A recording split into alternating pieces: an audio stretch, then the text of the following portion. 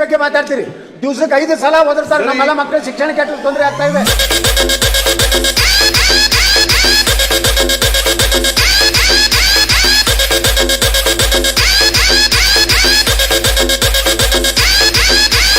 ಅವರಿಗೆ ಒಂದು ಕೋಮಿನವ್ರಿಗೆ 5 ಸಲ ದಿನ ಬೇಕಾದಂಗೆ ಓದಲಾಕ ವಿದೌಟ್ ಪರ್ಮಿಷನ್ ಕೊಡ್ತೀವಿ. ಗಣಪತಿಗೆ ಅಂದ್ರೆ ಡಿಜೆ ನಿಮ್ಗೆ ಭಾಳ ಭಯ ಆಗ್ತದೆ. ಇದು ಒಳಗಿರುವಂತ ಸತ್ಯ.